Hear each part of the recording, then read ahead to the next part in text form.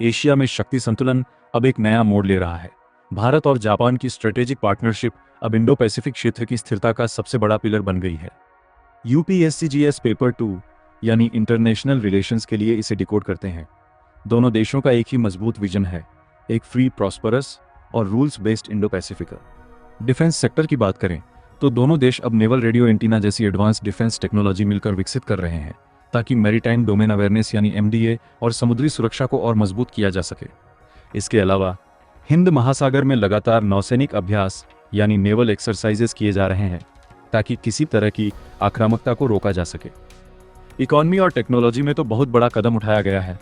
भारतीय और जापानी कंपनियों के बीच एआई, इन्वेस्टमेंट और टेक ट्रांसफर को लेकर 129 एमओयू साइन हुए हैं।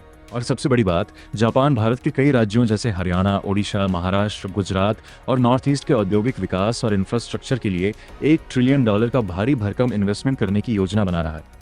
जियोपॉलिटिक्स के नजरिए से देखें तो भारत और Japan free and open Indo Pacific यानी FOIP इनिशिएटिव पर पूरी तरह एक साथ हैं। दोनों देशों ने चीन के बढ़ते सैन्य खर्च और उसके आक्रामक रवैये यानी कोअर्सिव टैक्टिक्स पर गहरी चिंता जताई है। साथ ही नॉर्थ कोरिया के परमाणु निरस्त्रीकरण यानी डीन्यूक्लियराइजेशन की भी सख्त मांग की गई है। हालांकि इन चुनौतियों के बावजूद जापान अपने आर्थिक हितों को सुरक्षित रखने के लिए चीन के साथ रचनात्मक बातचीत के जरिए एक बैलेंस भी बनाकर चल रहा है। मेंस परीक्षा के निष्कर्ष यानी कंक्लूजन के तौर पर याद रखें, भारत और जापान की यह साझेदारी पारंपरिक कूटनीति से आगे बढ़कर डिफेंस और इकोनॉमी का एक ऐसा मजबूत गठजोड़ बन चुकी है जो पूरे इंडो पैसिफिक रीजन की लंबी शांति, तरक्की और रूल्स बेस्ड ऑर्डर की सबसे बड़ी गारंटी है। दोस्तों, महर्षि कश्यप एकेडमी चैनल को शेयर और सब्सक्राइब करना ना भूलें।